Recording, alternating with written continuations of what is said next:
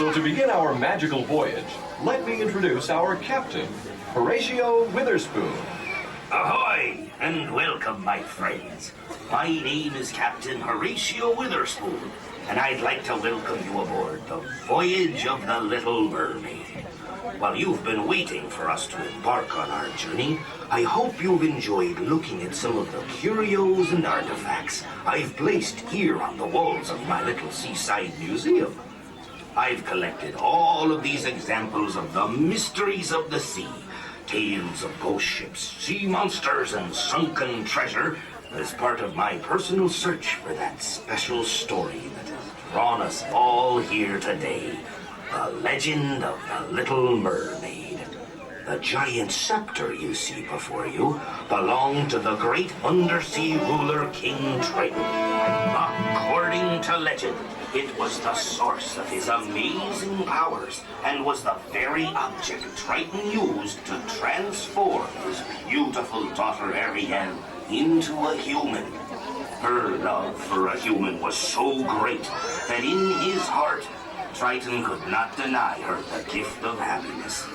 Now, there may be some that deny that this really belonged to King Triton, or that it has any magical powers.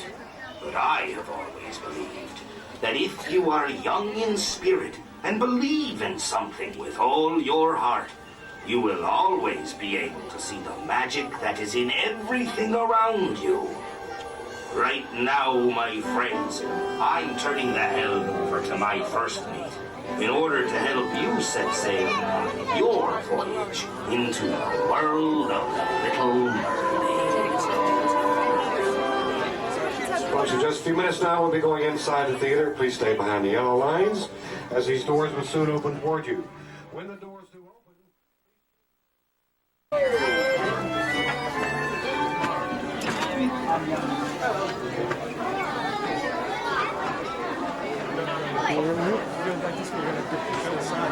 Oh, okay. A lot of rows of our theater are completely full. We ask that you go to your left at this time to the top of the theater for seating. All seating is at the top of the theater at this time. The rows are complete. To welcome you to the Voyage of the Little Mermaid. Now, a few safety reminders. For your safety and the safety of those seated around you, please remain seated throughout the entire show. And one final reminder, due to the special effects nature of our show, more important for the safety of our live performers on stage, flash photography will not be permitted during the show. Please, this is very important. Keep it in mind, absolutely no flash photography. Now, everybody, please sit back and relax as we proudly present the Voyage of the Little Mermaid.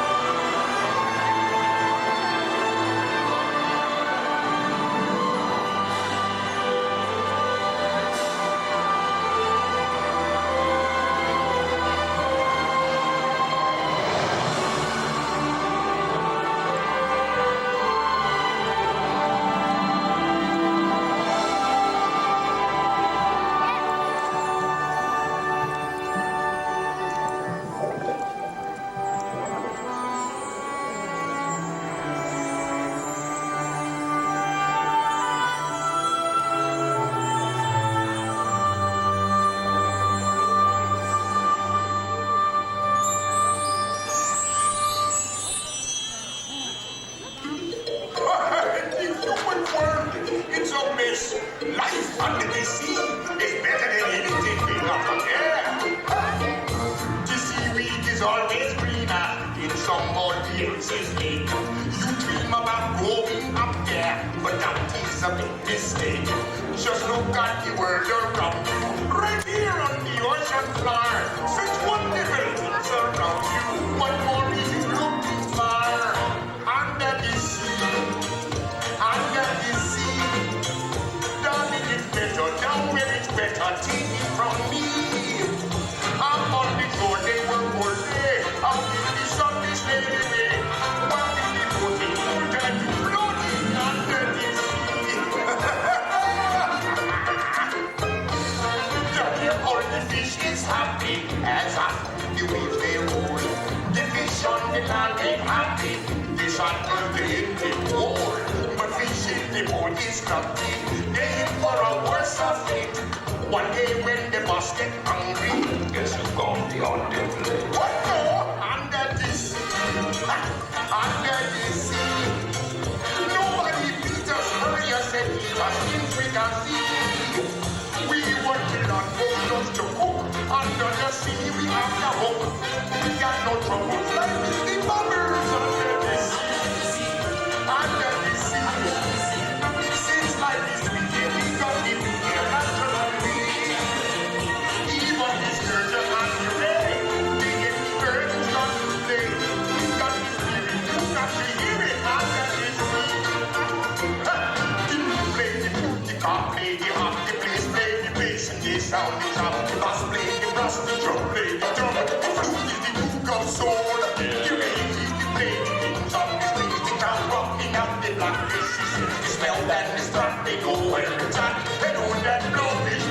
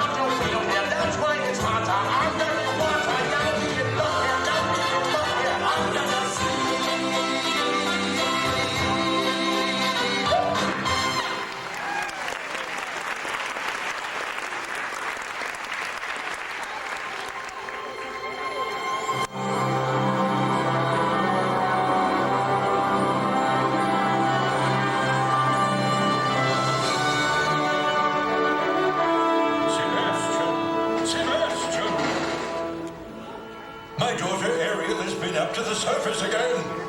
Somebody's got to nail that girl's fins to the floor. She could have been seen by one of those barbarians, by one of those humans. They're dangerous. Ariel needs constant supervision. Constant? And someone to watch over, to keep her out of trouble. All the time. And you are just the crab to do it.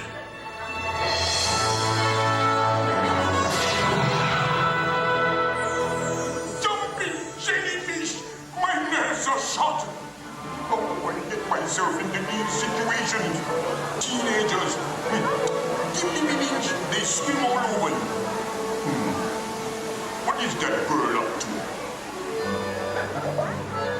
Ariel! Ariel!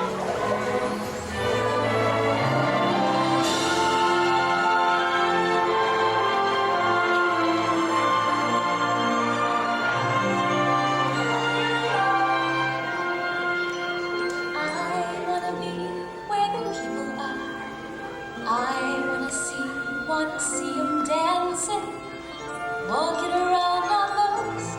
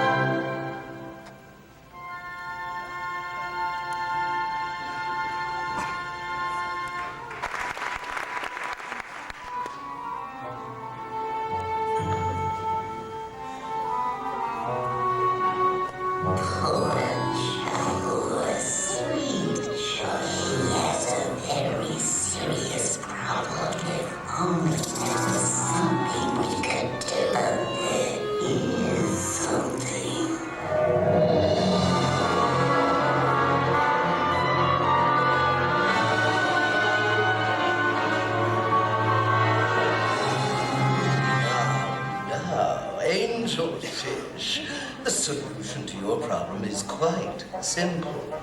The only way to get what you want is to become human yourself. Can you do that? Oh, my dear sweet child, that's what I do. It's what I live for. To help unfortunate merfolk like yourself. Poor souls with no one else to turn to. I'll make a potion that will turn you into a human for 3 days. If he kisses you before sunset on the 3rd day, you'll remain human permanently. But if he doesn't, you turn back into a mermaid and you belong to me. Have we got a deal? If I become human, I'll never be with my father or sisters again. That's right. But you'll have your man. Life's full of tough choices, isn't it? Oh, and there is one more thing, sweet cakes. No more talking, singing, zip. But without my voice, how You can have I... your looks, your pretty face. And don't underestimate the importance of body language. Come on, you poor unfortunate soul. Go ahead, make your choice. I'm a very busy woman and I haven't got all day. It won't cost much, just your voice, you poor unfortunate soul. It's sad, but true. If you want to cross a bridge, my sweet, you've got to pay the toll. Take a gulp and take a breath and go ahead inside the scroll. Lots of jetsam, now I've got the boys. The boss is on a roll. This poor, unfortunate soul.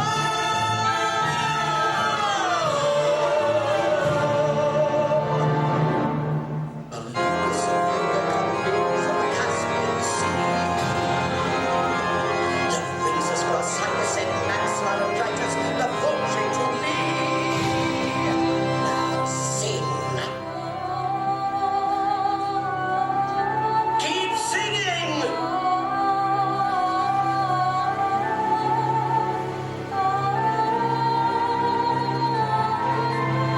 Sing.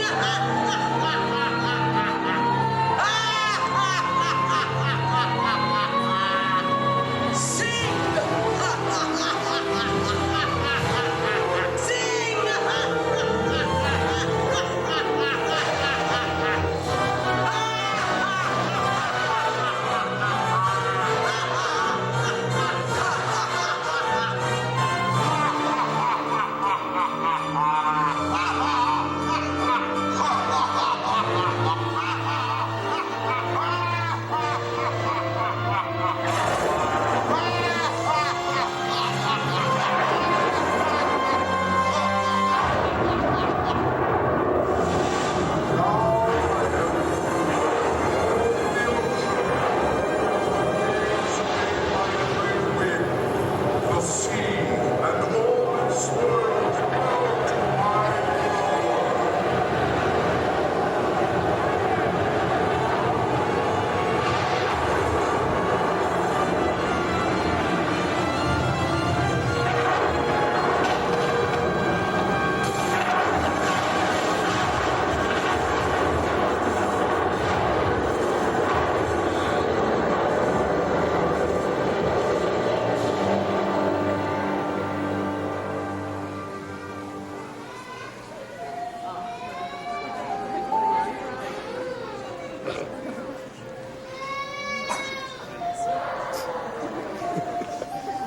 What would I give to live where you are? What would I pay to stay here beside you? What would I do to have you here, smiling at me?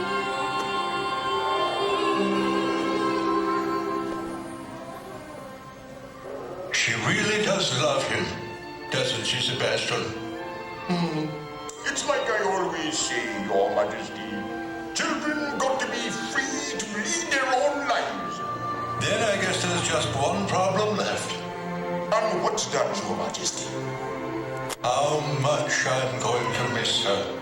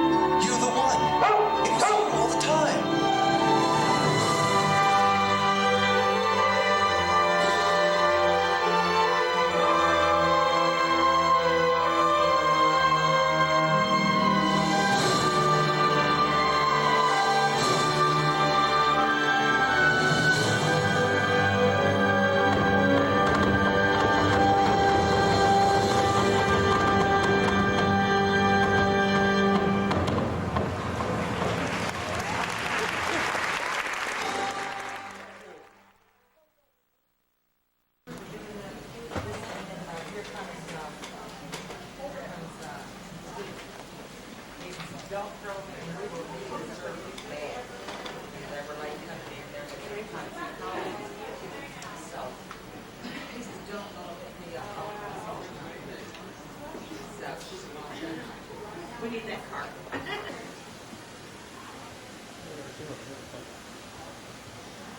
I like those lamps. It's our furniture.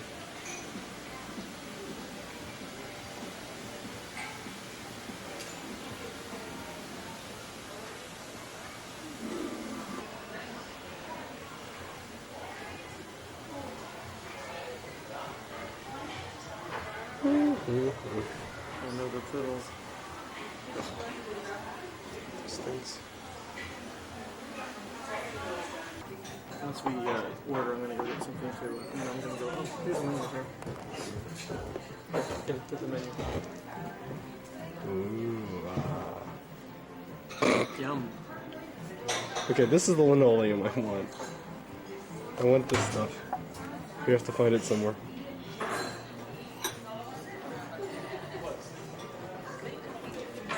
Sound station. Please pick up a pair of headphones and be seated. Put the headphones on with the yellow pad over your right ear. It's not for the headphones yet. No.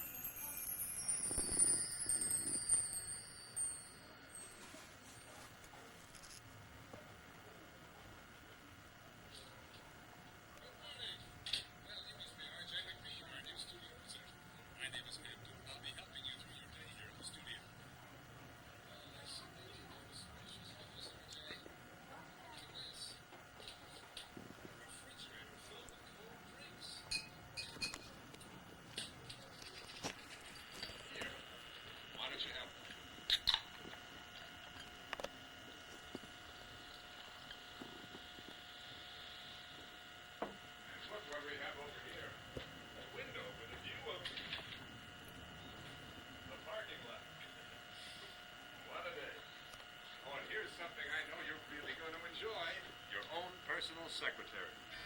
Shirley, say hello to RJ. Hi, RJ. Why, I heard that even the big cheese himself is coming over here just to see you. That's why I took the liberty of Setting up an appointment for you to get your hair done. Shirley? Yes, Mr. Hampton? Would you please send in Ken? Right away, Mr. Hampton. This guy's great, RJ. He's a little clumsy, but he knows how to do a good job. Good morning, all. Good morning, Ken. Just a trim for RJ today, a little off the side, and shape out the back, okay? Whatever you say. Oh, that's all right. That's Sorry. all right, Ken. I'll pick them up. Thank you.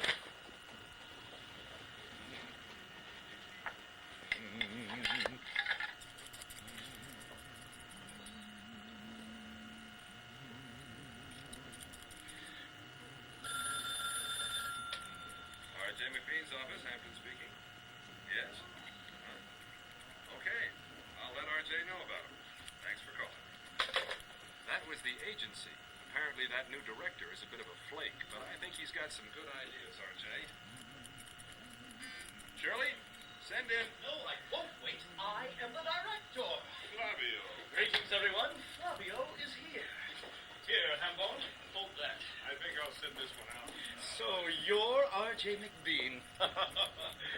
Listen, R.J., you're going to love my new script. Why, it's absolutely the most wonderful story you've ever heard. It's bound to be a box office biggie. Mind if I smoke? Yes, we do. Now just pitch your story, Flavio. Very well. Imagine that you are in the desert. The hot wind is blowing across your beaded brow. Excuse me. Be my guest. Suddenly, a nomad's arrow flies through the air and whizzes by your turban. Oh, wait a minute. You don't have a turban. Here. This will have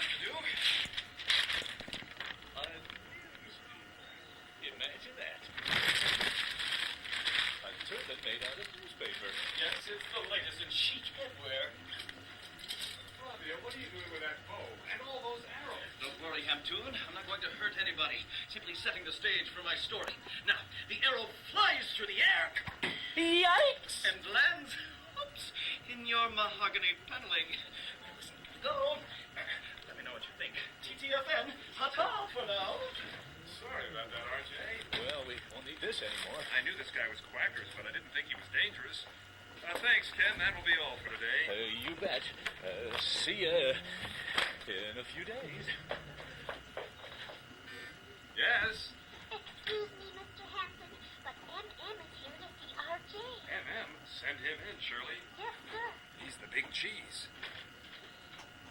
Hi, Hampton. Hi, RJ. Nice to see you, Mickey. Boy, you've really earned your ears. Gosh, they look swell. Well, gotta go. Lots of things to do, you know. Well, I'd say you're definitely part of the family now, RJ. Oh, my goodness. Look at the time. I've got a ton of things to do today. You're gonna do just fine here. I'll see you later, RJ. Oh, I'm sorry.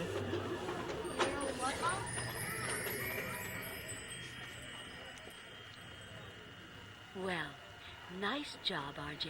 Thanks for coming in. I'll see you, or rather, for you next time.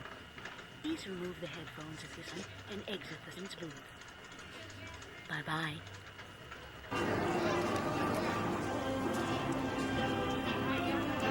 You better leave me alone or I'll break that camera. See?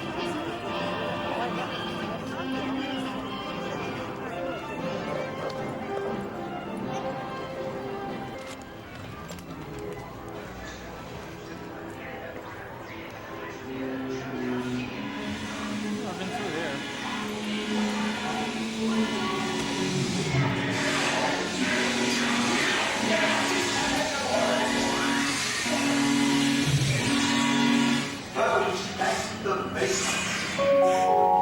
Your attention, please, for the following gate announcements.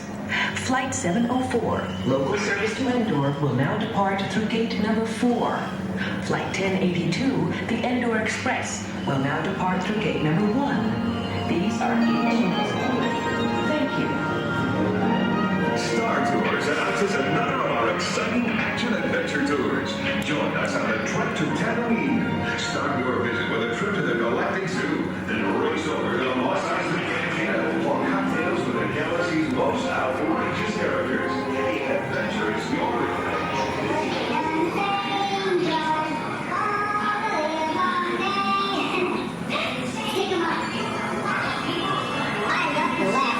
Reminds me of my last home on Tatooine.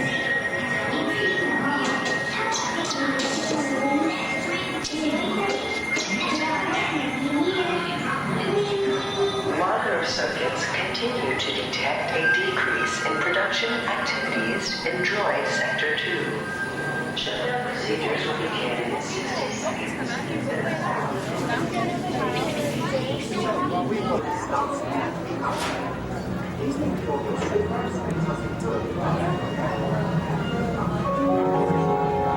This is the final boarding call for the Star Tours Endor Express. All passengers should be on board at this time. Final boarding call for the Endor Express.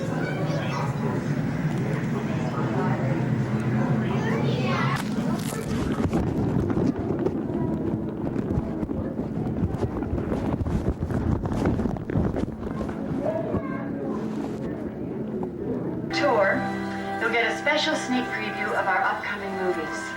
Well, looks like it's time to start. Have fun.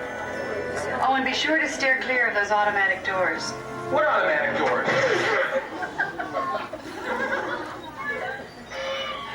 Oh, those automatic doors. And what else, Rick? Stay with your group. What? Stay with your group? Right. So long, everybody. Say goodbye, Rick. Bye.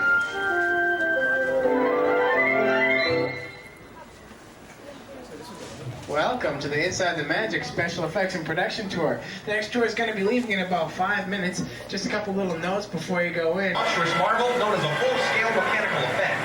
And in the movie The Poseidon Adventure, a tidal wave created by large water-filled dump tanks rolled over a scaled-down model of an ocean liner. Now here at the Disney MGM Studios, we have our own water-filled dump tanks and our own mechanical marvel, this pilot house. Now, this pilot house is a life-size mock-up of the one that you'll find here on our miniature tugboat. The name of our tugboat is the SS Misfortune. Now right now we're going to create a storm sequence using some heavy-duty mechanical effects. First of all, we're going to rock the mock-up to make it look like it's sailing on the high seas, and to make it a little more realistic, I'm going to add some rain to the scene and a little bit of wind, and I'd like for you all to cue the action. On the count of 3, I want you to yell, "Dump it," and I'm going to push this lever. Okay? On the count of 3, 1, 2, 3!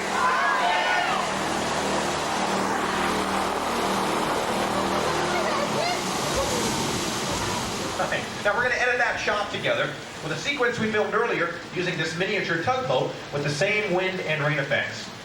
Take a look at your overhead monitors. You'll see how all these different elements were combined to create a classic high seas adventure.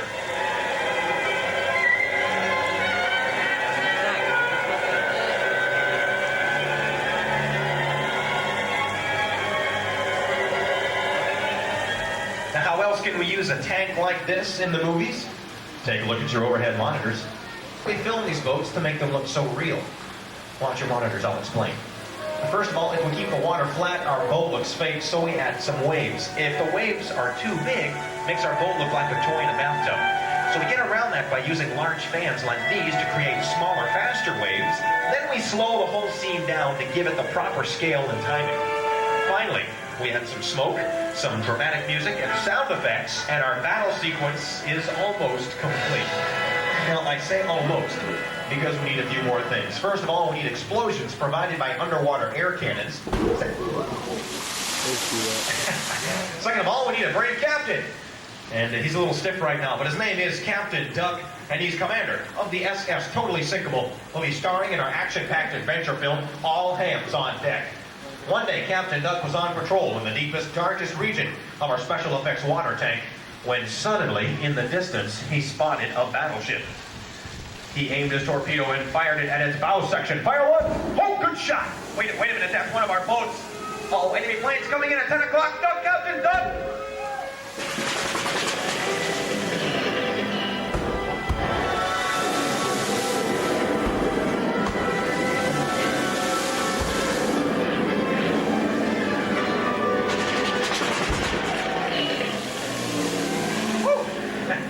I'm glad. Like I said, he looked to his right, he looked to his left, and just when he thought it was safe to go back into the water, he saw enemy torpedoes coming in from every direction. They were getting closer and closer. Then he realized he was a dead duck.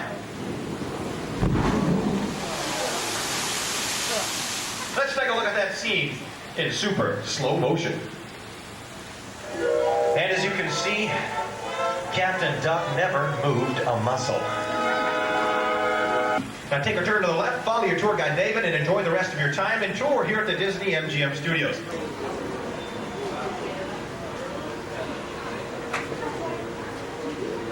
Illusions that come to life on the screen.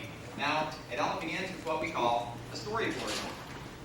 Then, miniatures are made and used as guides to create full-size mechanical props, just like Auntie over here from Honey, I Shrunk the Kids. And some of these creatures work like puppets with off-camera operators using cables to move them.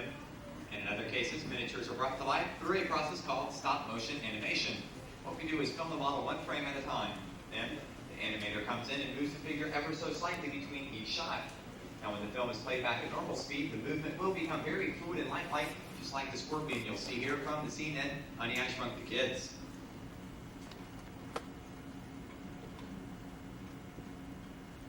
Now, miniatures also play a big part in special effects. The drawbridge and ferry boat you see down here are two examples that were used in the film Dick Tracy, a movie that took the art of visual effects to a new level. Watch your monitors, I'll show you what I'm talking about. Now, this particular scene involves 4 elements: live action, animation, miniatures, and something they call a map GD. How are they all brought together? Well, it's called visual effects, and here's how they're all used to create what we call Tracy Town. Before guys straight to the shooting stage, enjoy the rest of your day here at the Disney MGM Studios. Bye-bye, everybody. See the fiber optic thing up there. Yeah. Oh, look. Plane's going. Oh, look, this imagination thing. Oh, yeah. Take a picture now.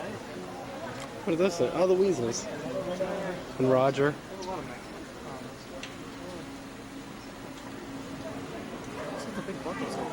Ew, ew, look. It's a lot. Big Mickey Mouse snaps up there. Oh, yeah.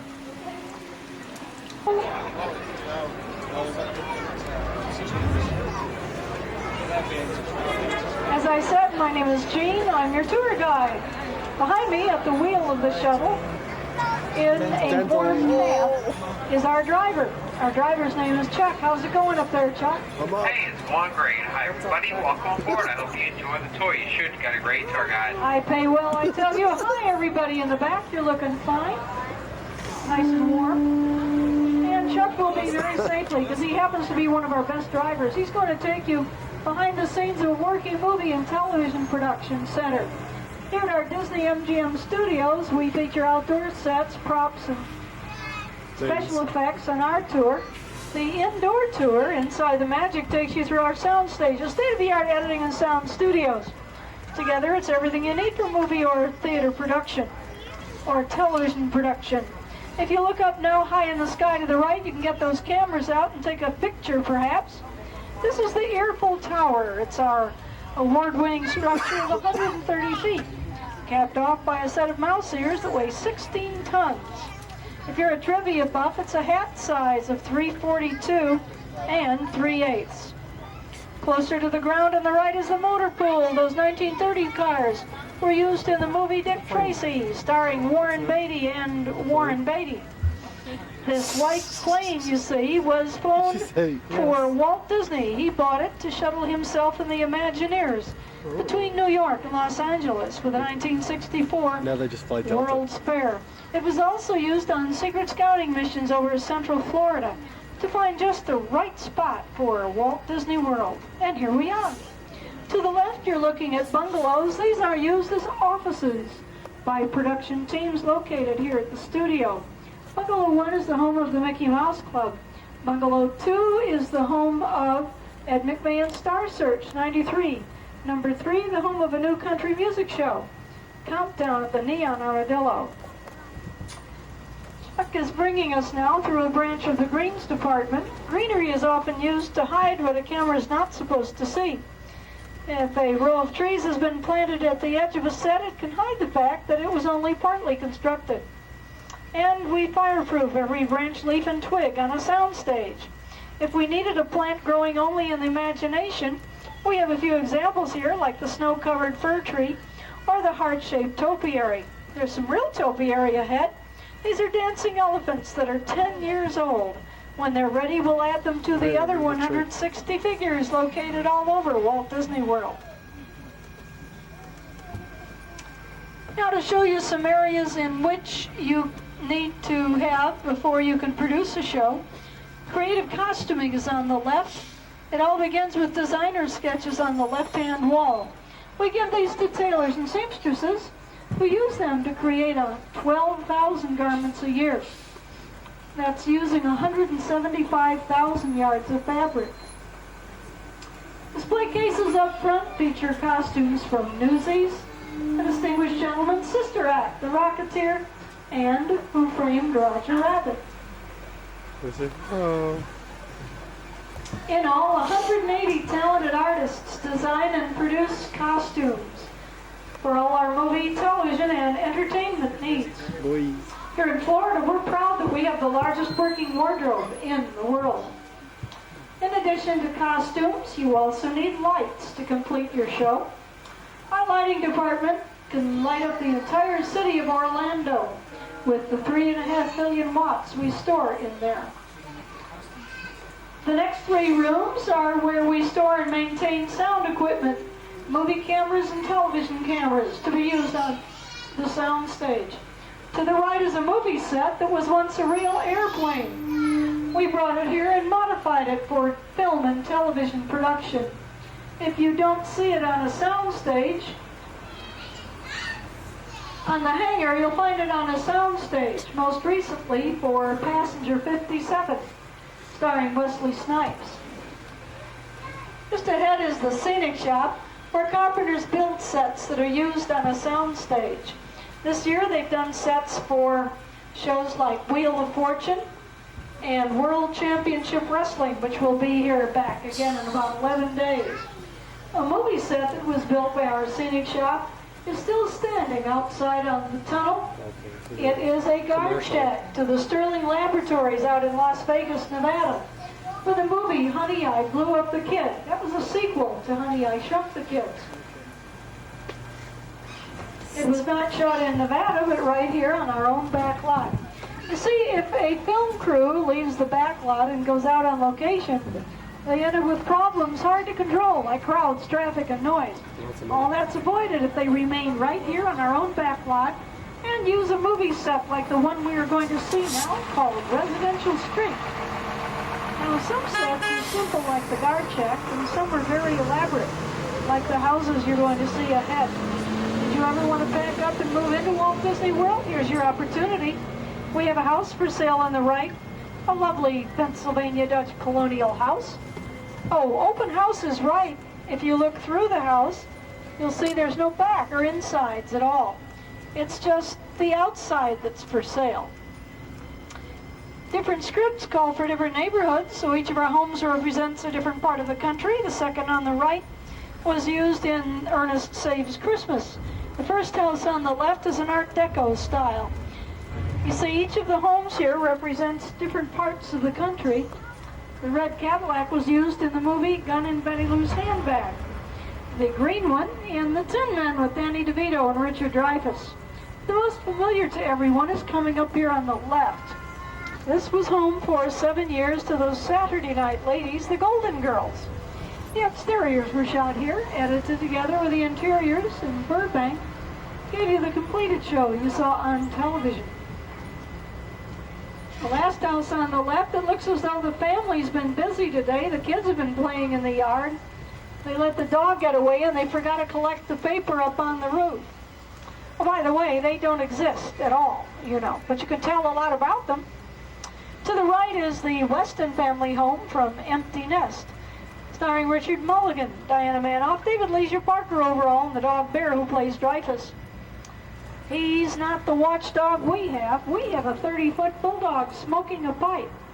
This is actually a movie set from the film The Rocketeer. It's the Bulldog Cafe where the flyers meet to eat. At the end of Residential Street, we run into our urban counterpart, our New York Street set. We're not going to visit New York yet, but, well, you see, Chuck's taking us on a little side trip to California. And we'll return to our New York Street set in just a couple of minutes. Tell you all the interesting things to do over there. Here in a backlot, you need a place to store large-scale props. Things that have been used in the movies and might be needed again. It's called a boneyard. The first item is a black racing boat from the series 100 Lives of Blackjack Savage. It is patterned after an SR-71 Blackbird spy plane. It has been clocked at 70 miles an hour on the water. And we have a blue helicopter coming up from the film Blue Thunder with Roy Scheider. A black car with green wire wheels driven in the film The Untouchables. And our oldest prop is the tail section of a silver plane, one of the original props in the goodbye scene of Casablanca, 1942, Humphrey Bogart, Ingrid Bergman. The front of the plane was used to recreate the same scene on the Great Movie Ride. Just ahead, we have some props from Who Framed Roger Rabbit. Each of the 3 cars you see was used in Toontown. And if you look closely at the wheels of our trolley car, you can see that they don't turn. They're covering the roof of a modified bus. Ahead are some space pods from the film Flight of the Navigator, 1985. And then 2 push carts and a battered bobsled from the latest Walt Disney Company film, Cool Runnings with John Candy. Across the canal, you can see there isn't much privacy on our residential street. Architectural details like the shingles on the roof end just out of camera range because we only build what the camera needs to see. If the camera needed to see a setting not available to us in Central Florida, we would build it. Ahead is a large standing set based on a canyon in California. That's great, everybody. Wonderful. There's been a change of plans, and we're going into the canyon. It gets a little bumpy in here, so be sure to stay seated. And I'm sure Chuck will give us a chance to stop and take pictures. Took us 6 months to build the canyon, but it was well worth it. All the props are real. The truck you see once ran on the highway. No, we didn't drive it in here, though. After we built the canyon, we put it on a crane and set it down very carefully, just where you see it. I hope they set the parking brake. Now, to create special effects in here, like a downpour, well, you can't wait around for Mother Nature's rain. It isn't going to rain today. When the cameras are ready to roll, the rain has to be ready to fall. Time's money in movie making. When we built the canyon, we added high-powered rain spouts on top of us out of camera range.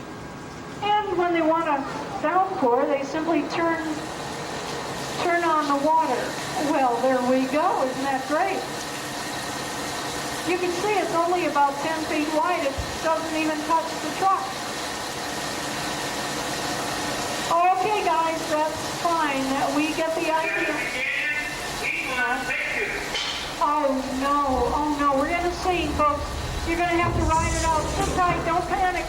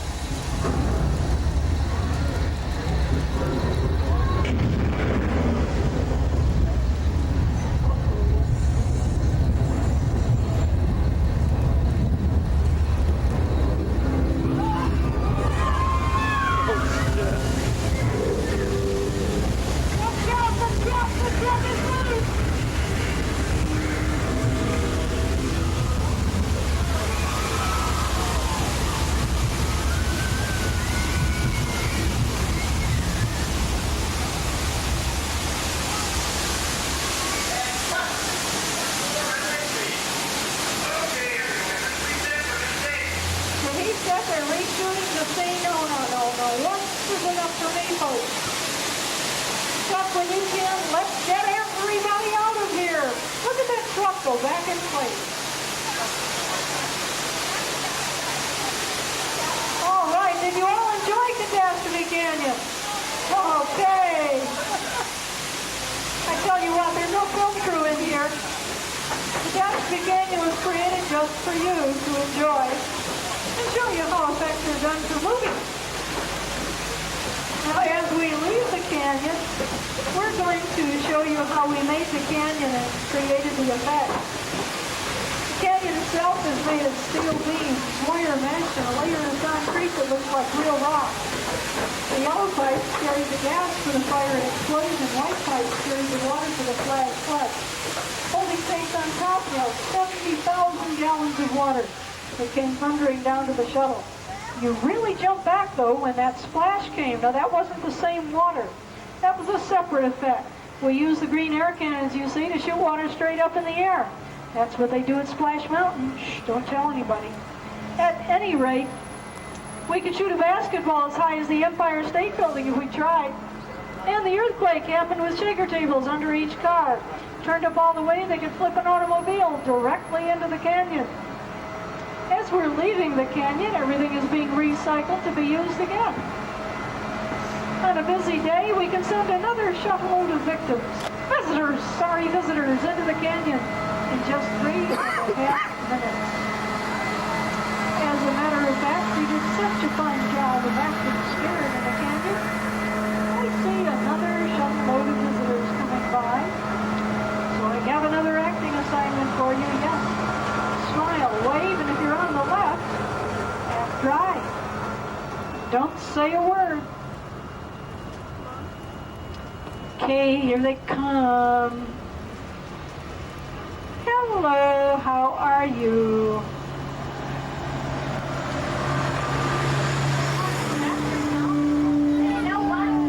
Very good job, everyone. They don't have a clue. Shooting. But it is. Now we'll leave California and head right back to our own slice of the Big Apple, New York Street.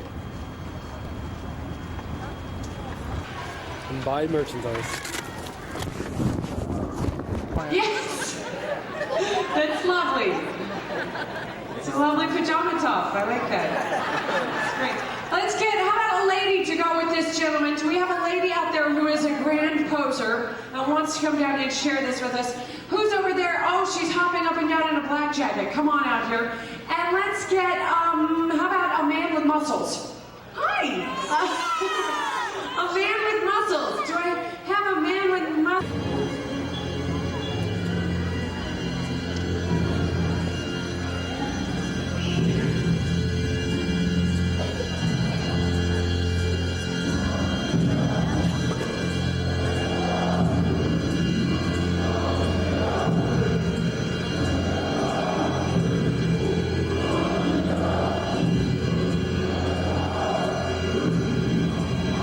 Saying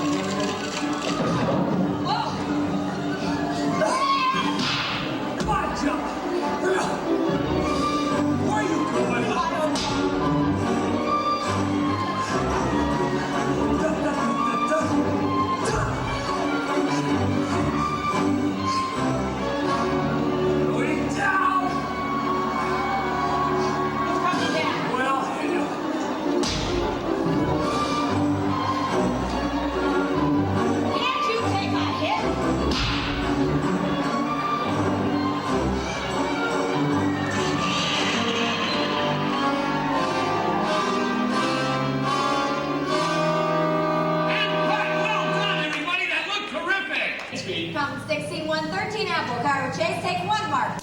Truck side.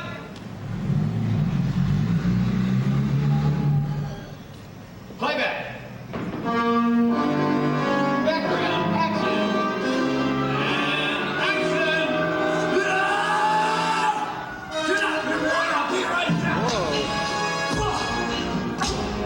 I think I hit the guy. What's Put me down! Now!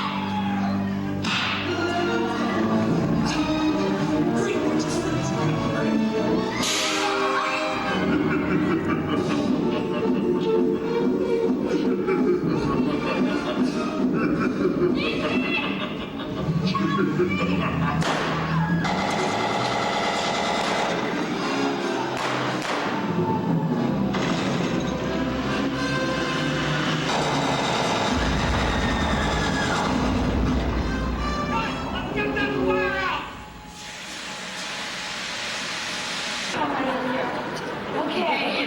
Now, come on. Okay, just turn around. Face me. Okay. Now, in a fight routine, taking a punch is just as important as throwing one. Oh my gosh. Oh my gosh, sir, are you okay? I'm sorry. See what I mean? You can really get hurt if you don't have timing. Oh no.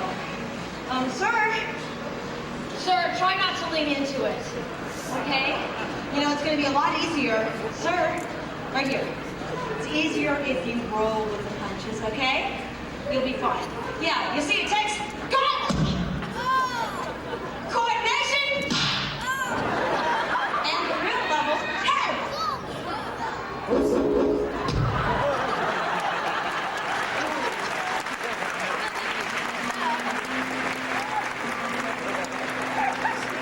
Obviously, something like this would take a lot of rehearsal. A lot of extras, too, I guess. Yeah. Let's get him up. Excuse me. Sir. Sir. Sir. Ladies and gentlemen, our stuntman, Manil, top spin hugger. Great job, Manil. 3 Charlie, Desert Flight, take 1 mark. Playback. Action.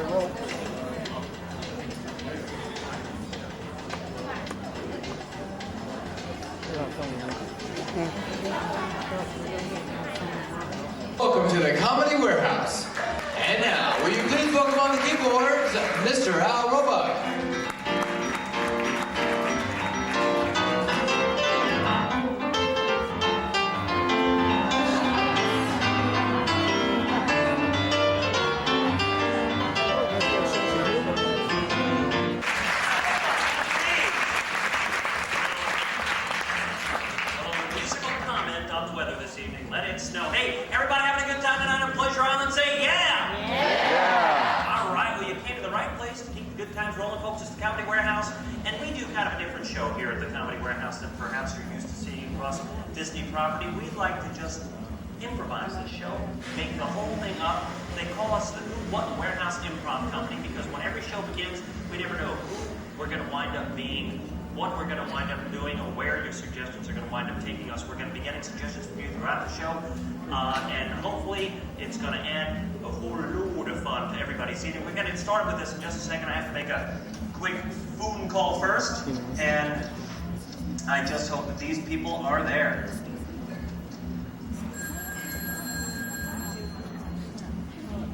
Hello? Oops. Hello? No one home. I have no idea who I'm talking to. You don't want to know. Hello? Hi.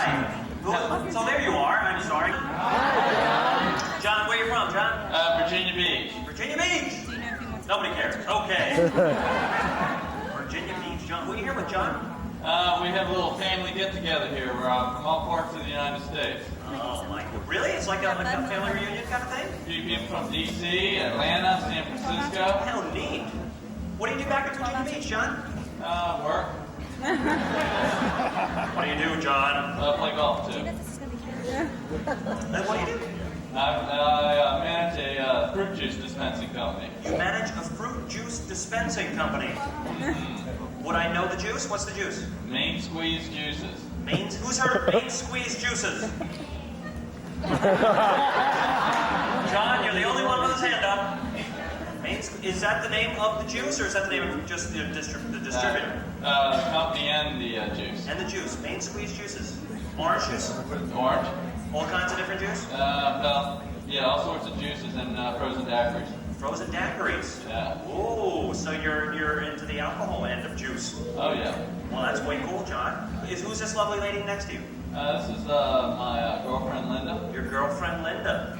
Just your girlfriend? You're not married or anything? No. Engaged? Not yet. Not yet? So you have separate rooms here at Disney, yeah. Sure. Okay. Her name's Linda? Everybody say hi, Linda. Hi, Linda. Okay, my goodness. And does Linda work with you? No. What does Linda do? You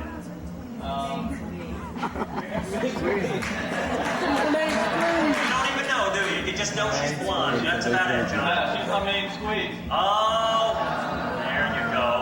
Big old. She works at a law firm. She works at a law firm. Well, how neat. Wow. So tell me, so you take all of your juice and juice products and you distribute them, what, to liquor stores and supermarkets and things? Bars, nurseries, daycare centers. This would not be the daiquiri end, I imagine. No. Okay. So that's pretty neat. So a lot of institutions and things. Yeah, military, hospitals. Well, good for you. And it must be a thriving thing to have you come in. How would you feel if we did a little improvisation about you being the juice guy? Well, you know, orange juice is such a major part of the Florida economy. It is. I think we were going to do something as a tribute to John and using our product. How about if we do a big musical celebration tribute to John? A tribute to John and a salute to juices everywhere. That's right. That's right. There's two juice right here. Okay. How would you feel, John, if we brought the entire Comedy Warehouse cast out on this stage and we did a rousing rock and roll number about you being a juice guy? Would that knock your Virginia Beach butt back in your chair, John? Oh, sure, that sounds fine, but they call me the Juice Man. The Juice Man. And Linda, what were you going to say? Logo. She wants me to tell you my logo. What's your logo? Squeeze me. All right, well, what's your logo? That's what we have on our literature. All right, squeeze me is on it. Well, that's great. I tell you what, we're going to do this big rousing rock and roll number for you. I just need you to do one more thing with me. You ready? I'm here. Hang on. Okay. Big hand for John and Linda and the whole...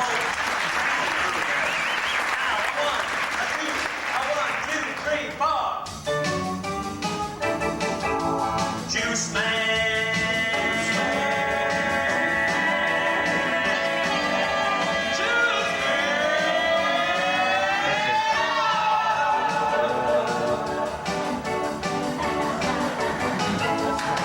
John's the guy to see if you need juice. He can get you a daiquiri to help you feel loose.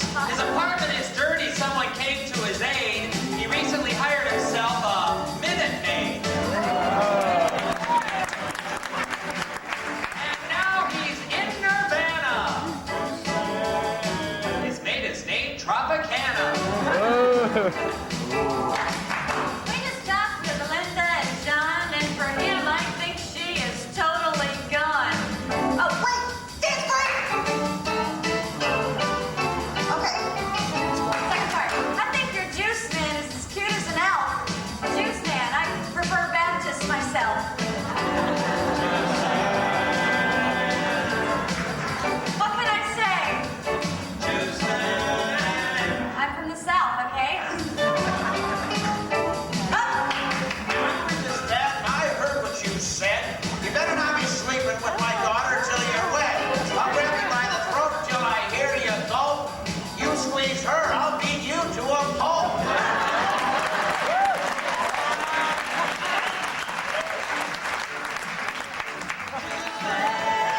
I'm warning you.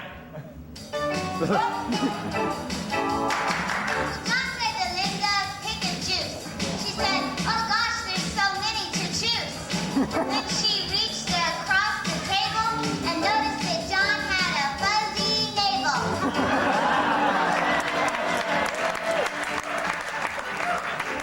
Colada? That a pina colada? I work for John at Main Squeeze. Do I like my job? Oh, please. Well, I love John. I think he's so cute. He calls me his juicy fruit.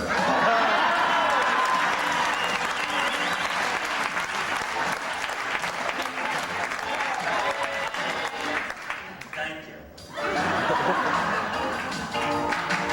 If you want a nice juice to drink, You should see John, I think. He's got the best in Virginia Beach. Right within reach. Juice man. John really has to concentrate at work. orange, Juice man. orange. Juice man. That juice can be such a strain.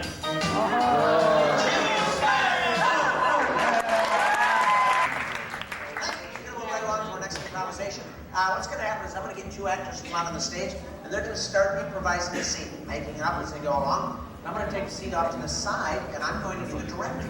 And occasionally in the scene, I'm going to yell, freeze! The actors will then stop, and I will come to you and ask for a suggestion. And we'll either maybe explain what's going on up here, fill in some missing information, or take the scene off into an entirely new direction. So what's really happening is we are writing the scene together.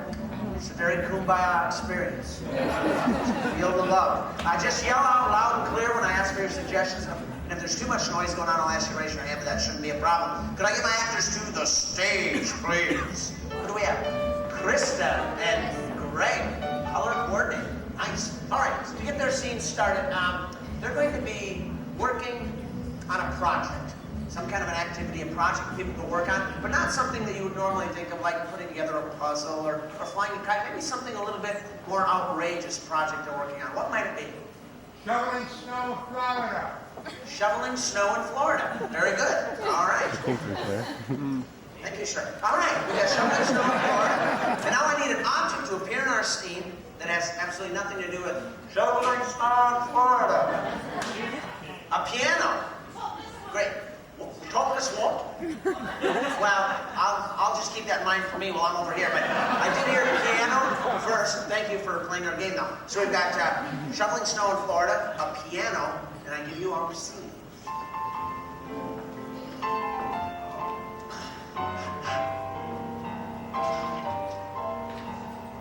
Oh, tell you, honey, it's the first time it snowed in Miami. Legally. Okay.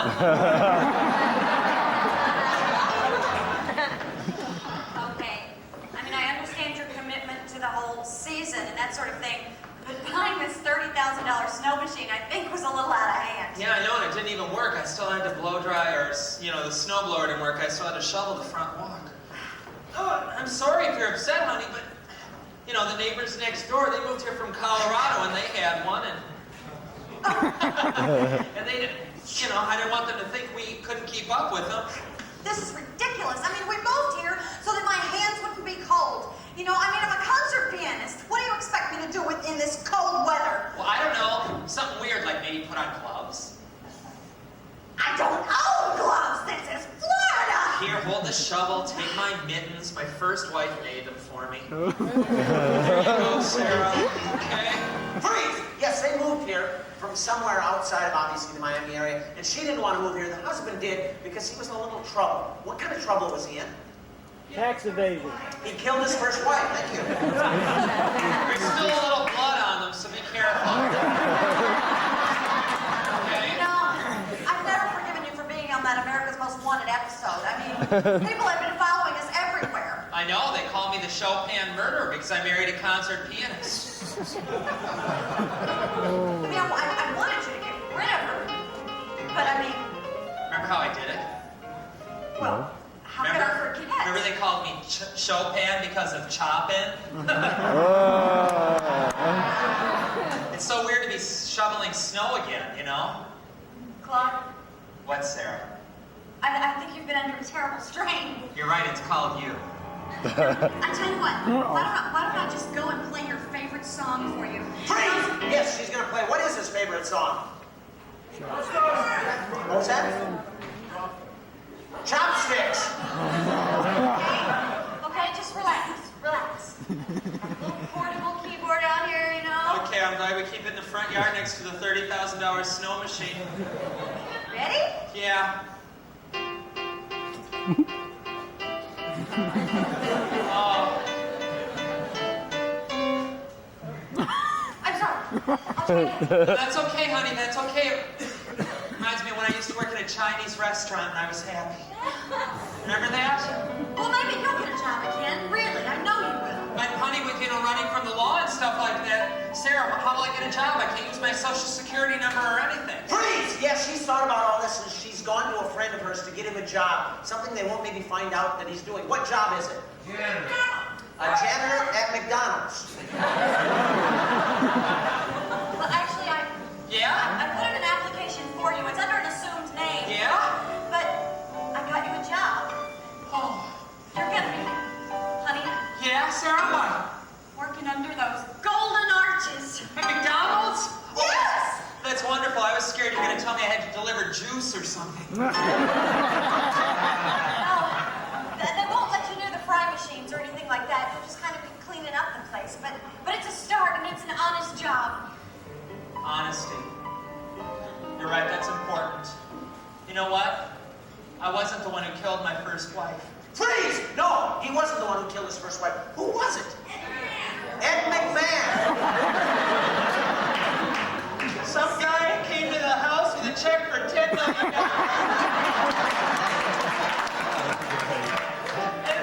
And then she sang, oh, that Whitney Houston song, when Dolly Parton wrote. I'll always love you? Yeah, I will always love you. And he said something about her going on to the semifinals. And then all of a sudden, he started laughing a maniacal laugh. Freeze! Yes, all of a sudden he sees the ghost of his wife, his first wife. And she's got some words of wisdom, some advice for him for the future. What does she say? Go fish. Get a life. Oh my gosh. What? Oh my gosh, I can see her. Claude, there's nobody there. Yes, Virginia, what?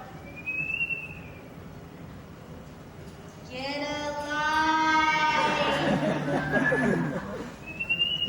Here, take mine. She told me to get a life. You're right, honey, I've got to go to the police. That honey's right. Freeze! No! He can't go to the police because she can't go because she's been in trouble with the law in the past too. What was her problem? Ogre. Prostitution. I've got to go to the police and turn in Ed McMahon. I can't be a fugitive anymore. Then I'll just have to leave you, Claude. You'd rather stay with a fugitive from the law than an honest man who can live his life out in the open? Well, I guess I would have to ask that same question of you. Because I too am a fugitive from the law. What do you mean? I sold myself on the streets. Yeah, right. What, did you use coupons?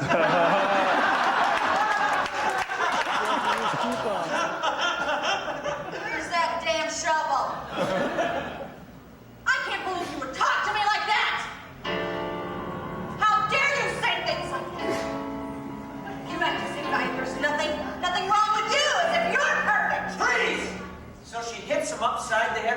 shovel, and he lays in the snow, bleeding to death. But as he goes, he sings a song about his undying love for her. What is the name of that song? I've been working on the railroad.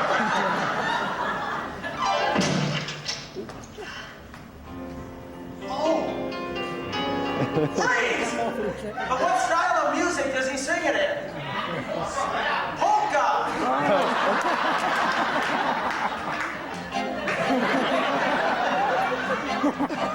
I'm out here in the snow carrying a heavy load. And as I go to heaven, I'll be working on the railroad.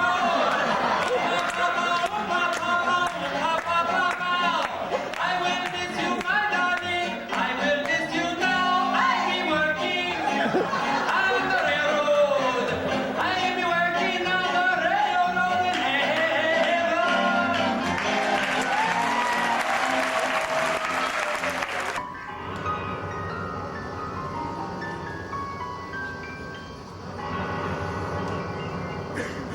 Honey, Yeah. are you sure this is where we parked the car? Yes, I'm sure. I wrote it down. We're Goofy 8,400.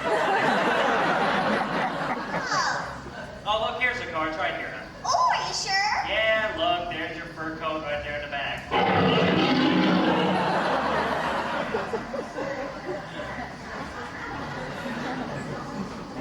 Honey?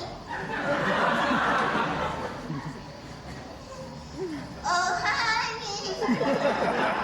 Hey, wait a minute. I don't have a fur coat. This Disney moment was brought to you by Greenpeace. Because after all, people are part of the food chain, too. Okay, we are going to make up another improvisation for you right away, and in order to start this one, I need a number of suggestions. The first one would be an unusual, strenuous aerobic activity besides sex. Country dancing, okay. And now I need an unusual emotion. Happy. How sad for you, okay. Happy. And I need a very famous movie, one you've seen way too many times and you're just sick of. Grease. Okay, and now I need something embarrassing, something that happens that's embarrassing.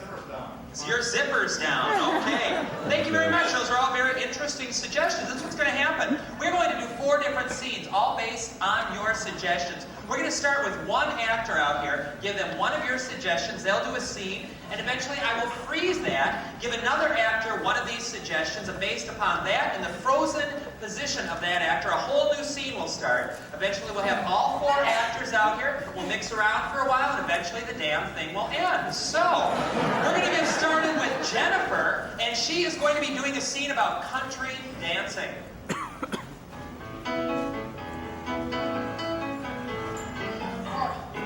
I'm the first one here at the achy breaky contest. Okay. I'll get practicing it before everyone else shows up.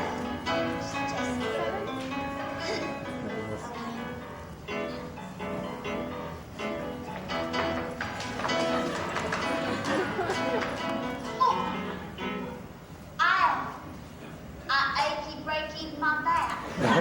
Freeze! Okay, we're going to bring Steve in, and his suggestion is happy. Give it to another guy.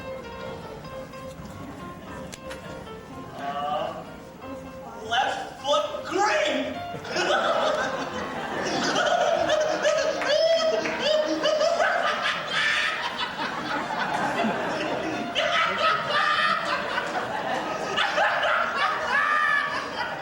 Gee, Stanley, this is the most fun I've ever had on a day.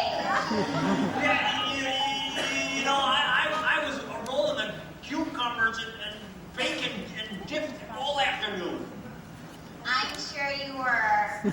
Yeah, I really thought we'd have more people coming, but as long as it's you and me, Stanley? right and blue. Stanley? There's a problem. Before you tell me the problem, will you marry me?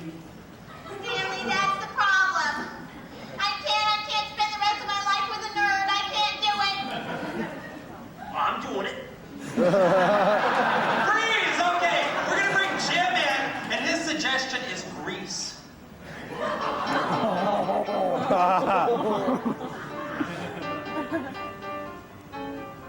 Visit the tropic isle of Greece. See the natives in their natural habitat. Oh my. Hi. Hi. This is how we make the souvlaki. Souvlaki?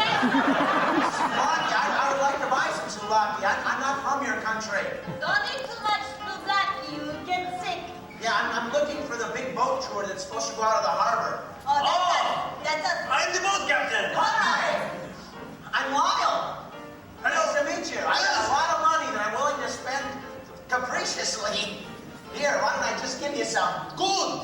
Here you go. Good. Eat some more. Good, give me more. Oh, sure. It takes more for your chair. Oh, that's fine. That's fine. Oh, And cool. for more, I will dance for you. Oh, great. And this is your boat right here? Got a good boat chair. Climb in. The boat Thanks. chair. Get on the boat. Oh. Maybe we should hold your money. Okay, here. Freeze! Okay, Krista's gonna come in, and her suggestion is zippers down.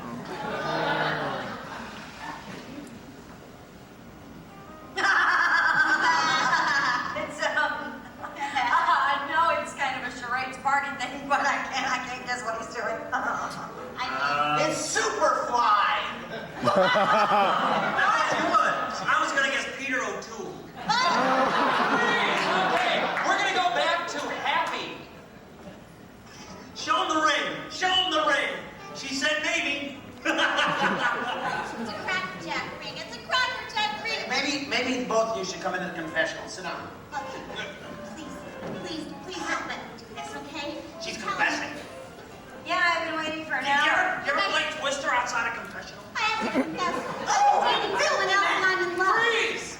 Okay, we are going to go back to Greece. Take me away with you. He smells of olives. Cook more for our guest. Your mother and I are doing everything. If you could get me out of this Chinese finger torture thing, I'd be a lot better off. I can steer the boat. Hold your money. Thank you. You are. It's good. It's spicy. Actually, I'm with the government agency. I'm trying to repossess the boat from them. That's why I'm here. I'm just posing as American. Come on. What are you doing? Come with me. What are you doing, stupid child? What are you doing? All right, hold it right there. Freeze! Okay, we're gonna go back to country dancing.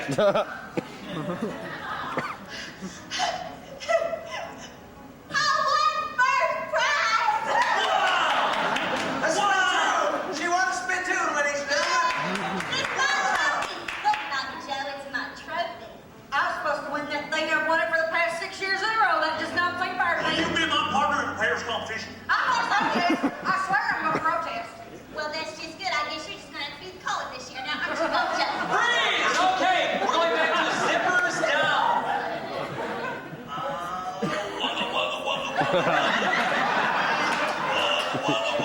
I think we better cut him off. The drinks are getting to him. He's getting a little desperate. Gorillas in the mist. Yes! That was it. Freeze! We're gonna go back to Happy. If I could have a ring like this, I'd do anything. You can have it. I love someone else. I told the father all about it, and I think he's consoling. Father? Yeah, follow me. Will you marry me? I will!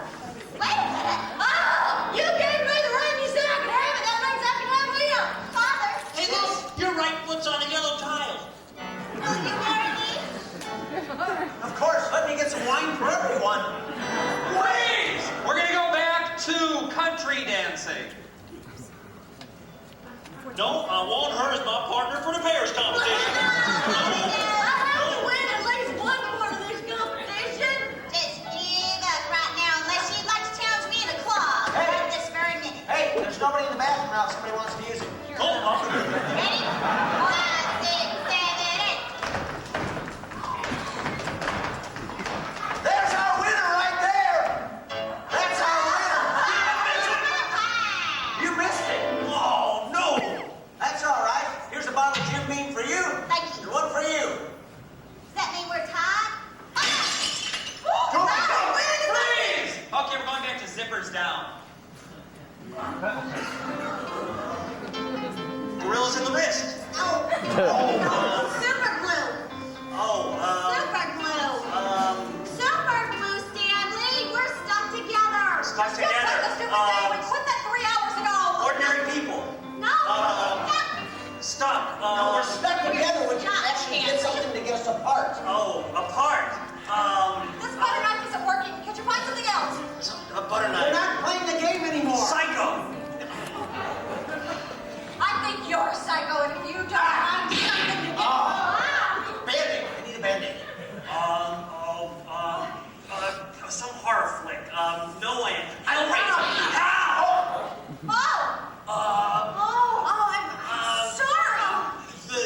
The guy that dripped blood.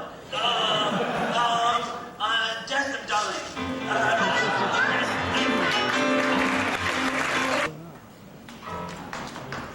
Hey, you guys have been great. Give yourselves a big hand. Okay, we have time for one last improv, and this is where we want to hear life's most humiliating moment. Something so completely embarrassing that you want to share it with all these strangers here tonight. So raise your hand if you have just the most humiliating story. Like once I walked out of the bathroom all the way across the room with toilet paper stuck on my shoe, and nobody told me. Does anyone have a story kind of like that? Raise your hand if you have a really humiliating story. Way in the back. Yeah, you. Yeah. Yeah. Hold on. I thought I was walking into a woman's room, but I was walking into a men's room. I walked right in, and there was a man there, and I was ready to yell at him for being in a woman's room, so another man came out, and I just said, I must be in the wrong place, and left. But I walked clear into the men's room. So you walked all the way into the men's room, and you're getting ready to yell at this man who was standing there. Was he standing there? Yeah? Perhaps. You were mad at him for being in the woman's restroom, and you walked right in on him, and then realized you must be in the wrong place, and left. Quickly. She quickly left. Quickly left. Well, you know what? Tell us a little bit more about this. Where were you? In Orlando someplace. In Orlando someplace? Yes. Like a restaurant or a... It was Old Town in Orlando. It should have been the woman's room. The woman's room should have been on the right side. The men's room should have been on the left side. Okay. So you walked into the wrong gender bathroom. Well, you know, just to make it completely fair, does anyone have a more embarrassing story? Because if not, we are going to do something tremendously embarrassing for this woman. So raise your hand now, forever hold your peace. Okay, real quick, and then we'll vote. Yeah. Summer camp when I was 10 years old. Early in the morning, the counselor stuffed me in the sleeping bag, dragged me over to the girls' cabin, where I proceeded to run out and chase them, and I wasn't wearing anything. Oh. Okay, so you were 10? You're 10? I was 10. Okay, you're 10 years old, summer camp, and the counselor stuffed you in a sleeping bag, took you to the girls' cabin, and you got out and started chasing them, and you didn't have anything on from the waist down. That's correct. Oh my gosh. It's been with me ever since. Been with you ever since? I'm so sorry. Well, maybe this will be therapy for you then. Okay, these are two really embarrassing stories. Now, I want you guys to vote on which one you want us to really have fun with. Okay, by the show of applause, the lady walking into the wrong gender bathroom.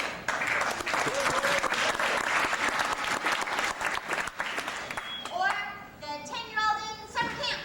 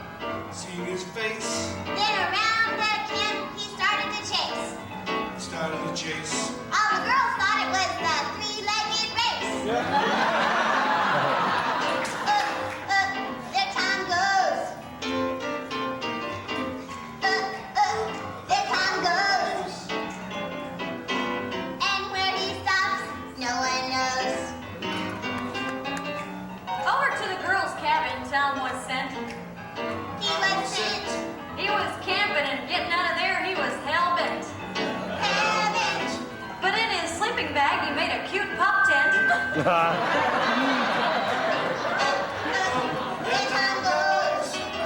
he goes. There Tom goes.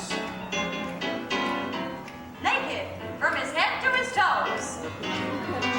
What happened to Bob that day made up in... Huh? He changed his name. Oh, what happened to Tom that day made a big stink. He was naked and the cold air made him shrink. And at color war time, they made him pink. There Tom goes. There Tom goes. There Tom goes. That blows. Well, I'm Mr. Tulip, and I'm full of loving care. Loving care. And what Tom showed me that day gave me quite a scare. Quite a scare. Whoever heard of a 10-year-old that dyes his hair?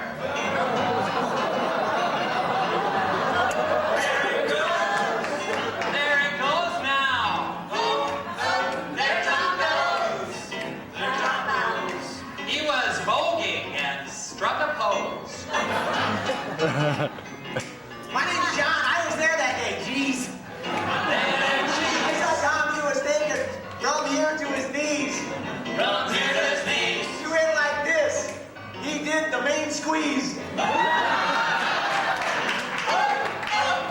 Tom goes. There Tom goes. There Tom goes. There Tom goes. He loved it and it shows. Yeah, he was really at his peak. He was really obvious, not a bit of a sneak. A bit of a sneak. I didn't tell anyone. Well, I let the information leak. There Tom goes. There Tom goes. Where did he go? They call him Mr. Tulip, but Tom Rose. Tom Rose. They call him Mr. Tulip, but Tom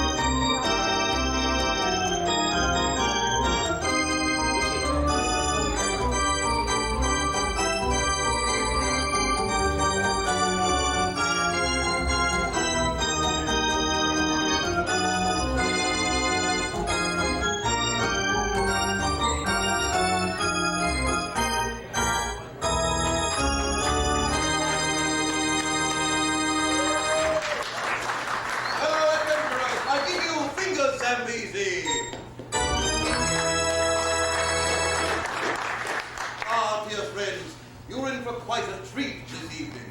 One of our favorites has returned to the club, an adventuress non-parallel. She was recently on the island of Bora Bora, where she saved an entire village from the heartbreak of psoriasis. She then journeyed to Kenya, where she tamed a ferocious lion, now called Fluffy. And tonight, she'd like to sing a few songs for you. Ladies and gentlemen, the one, the only, Mandora! Thank you, Graves. Thank you. The room goes crazy. They yell, they scream, they wake up. Hey, it'll keep you warm if you're there, I'm telling you. It's be bad here. I can tell just by looking at you that you've got one thing on your mind. You see, my mind is in and out. It'd be fun. Hold on, hold on, hold on. Do we have a mic? We've got a mic. Stick with me, please. Microphone, play with me. You're thinking, who's the dadgummit? Who's the bronze bookcase, right? I'm gonna try it. Fingers. Let's tell them about it. If the it's naughty but proper, if the lady's chicer than chic, if her escort for a topper, hands of the week, it's dry around in her brand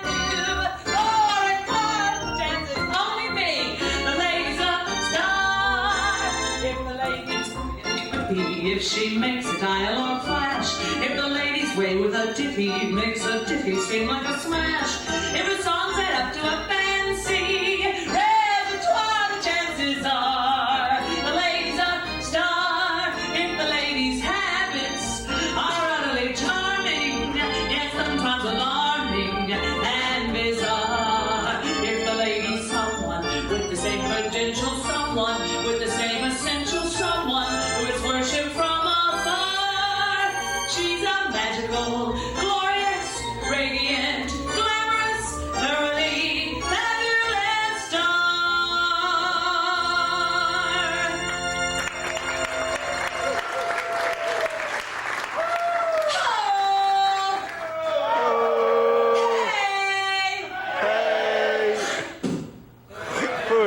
Hey, some of you did it. It's sick, but some of you played the game. All right, you ladies don't mind if I join you right down here, do you? Didn't think you would. I practically own the place. Did you hear my knees crack? I'm getting old. Where are you ladies from?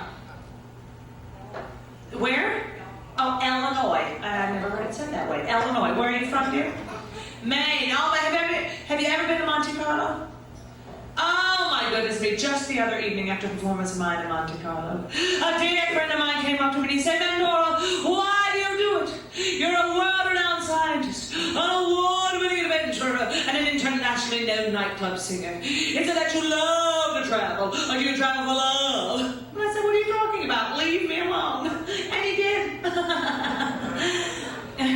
that pathetic attempt at meaningful prose painfully reminded me I've lost my liberty. There I was. In the hot, sweaty, steamy jungle on the banks of the Congo on safari. When I looked up and there he was. Oh, look at you look like he's really there. Have another drink, we'll pretend. He was dressed in rubber hip boots, a pink helmet, and he had a stethoscope around his neck. I said, Dr. Livingston, I presume, and he said, do you have an appointment?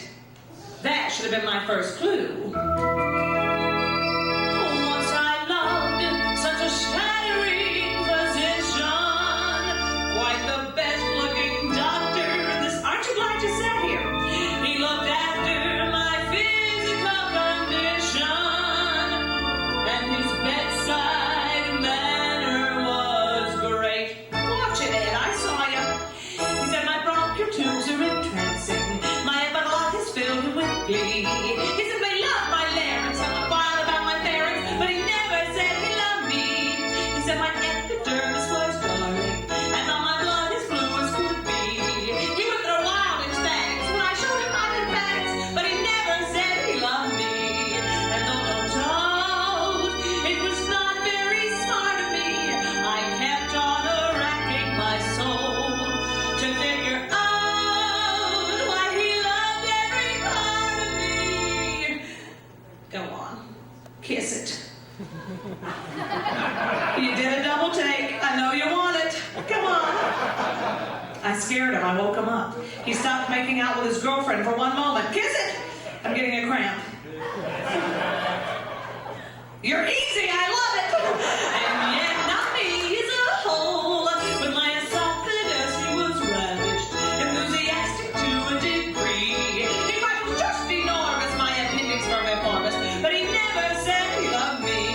Coming after you, honey.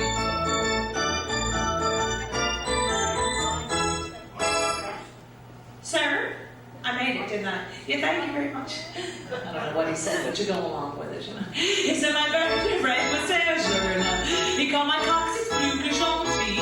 He remembered moved and bella when I sat on his patella, but he never said he loved me. He took a fleeting look at my thorax and started singing slightly off key. He cried me heaven strike us when I played his zombie likeness, but he never said he loved me. He seemed amused when he first made a test of me to further his medical art. Yet he refused when he fixed up the rest of me to cure that ache in my heart. And so we lingered on until morning, and when I tried to pay him his fee.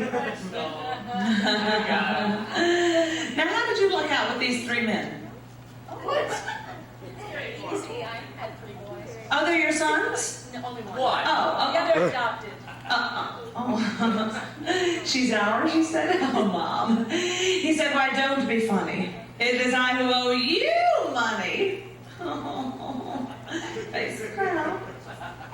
Let's play doctor.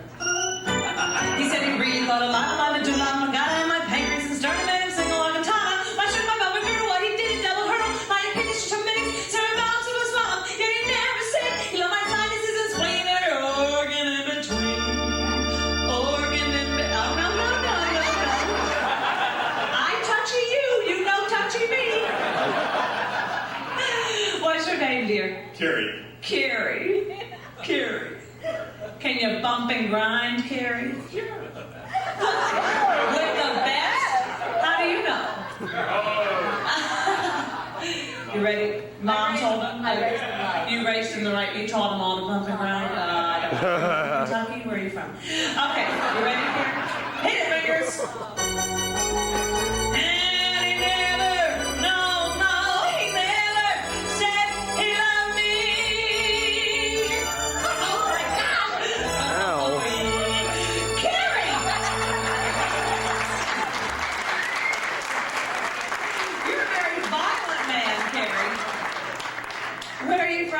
Georgia. Well, thank you for the use of your body parts, Carrie. Terrific visual aid. Are you here on business, all of you? No. Was Mary out? You just stole the sweater. No? Okay, don't ask. All right. He's the bellboy at Mary. Okay, all right. Well, yeah, terrific visual aid, Carrie. I want to see that bump and grind one more time by yourself. Hit it. Give him another kick. Come on, yeah. Musician. It's a sad story, I know. But I got over him. It's amazing how 4 weeks in a missionary hospital recovering from dysentery can purge one of a broken heart. Try it sometime. But love is a fickle, funny fellow. I mean, when you find true love, it might not be what you expect. Sometimes you find the man of your dreams. You are the man of my dreams. I've wanted you since I first met you. And sometimes you find the man of your nightmares. Carrie. What can I say about his face? Except the features are in place. He doesn't even look in trim. Why him? A million stars are in the skies, yet none are ever in his eyes. When I'm alone at night, I groan at night. Why him? Why do I dress for him? Why the hell I'm eating less for him? Why do I itch for him? Haven't I lived with a twitch for him? And when I see him coming near me, and my head begins to swim, I keep repeating 'cause I'm hot. My God, why him? Carrie, did I tell you to go back to your table? Get back there. Get back there. I saw you scooching up. You didn't think I was looking. You didn't think I cared anymore. Carrie. Just when you thought it was safe. Huh? Is it Andorra? Were you not paying attention? It's Mandora. Barry.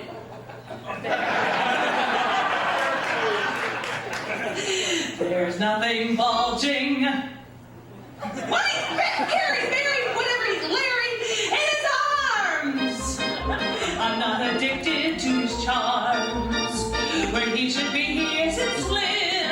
Why him? Why him? You'll never find him in a crowd. Ha! There is no lining to his cloud. I wrap my brain at night in vain at night.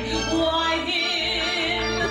Why laugh with him? Ha! It's like standing adrift with him. I stick a knife in him just to see if there's life in him. If he's my knight in shining armor, then my visions, I'm talking to you again, you got it right. I know I pray there be a man somewhere who'd hear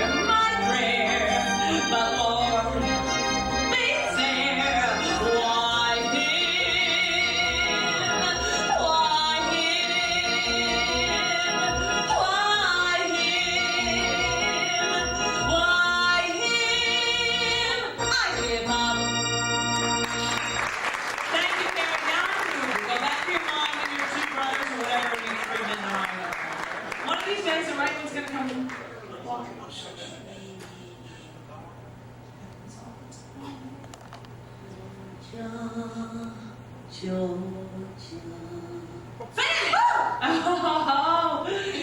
you're singing in your sleep. Are we keeping you up? Well, you see, yeah. You see, I was having this dream I was going to Georgia. Really? No, I'd love to go to Georgia. I've never been there Oh, before. there's hunks of men there. Hunks of men. Really?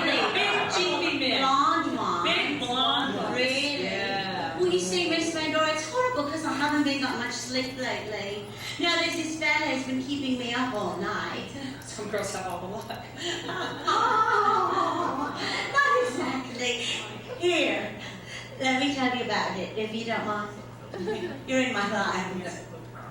Oh, thank you. Oh, I love this because I got move. That was supposed to get you, love. I gotta move. Carrie, that one's for you. Or is it Larry? That's what I tell my landlord. Landlord, I've got to move. 'Cause there's a man lives right upstairs from me, making a nightmare of some melody. This is a situation hardly to improve. He goes to rumble on the left hand. He goes to take a on the right. Rumble on the rumble. I'm not even down. Plays piano all night. He goes to rumble on the bottom. He goes to take a on the top. Rumble on the rumble. Take a positively won't stop.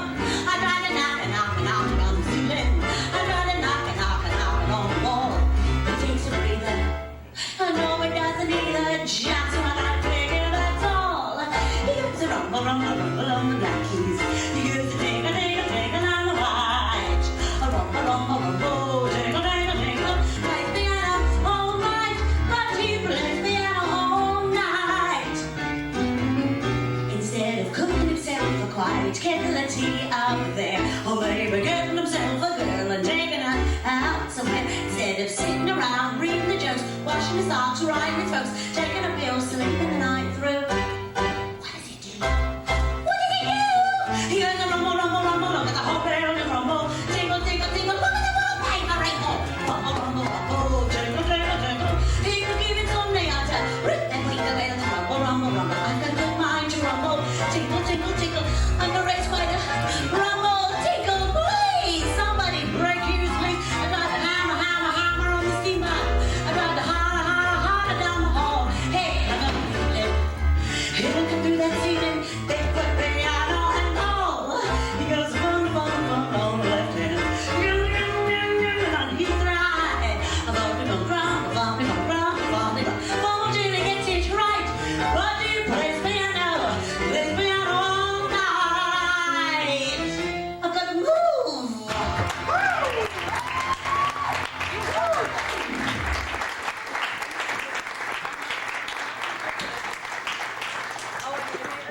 Oh, Betty, I'm sorry to hear about your problem, but that song was great. You like it? Well, like it, you were fabulous. Wasn't it fabulous?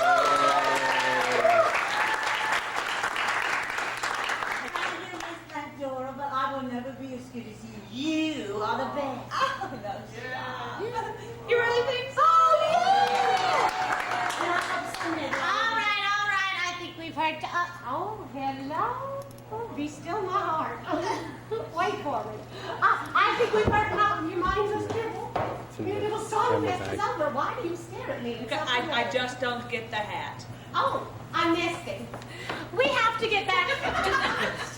We have to get back to legitimate club activities, you know. All right. Fanny, put the garage door down. Oh, please. We have a lot going on later, you know. We're having my trip to the dump. And it's bird's nest to the dump. It's very exciting. Oh. Does anybody have a spare rubber glove? Oh, this sounds like a lot of fun. What is that supposed to mean? Nothing. Ladies and gentlemen, I'd like to introduce you to one of my oldest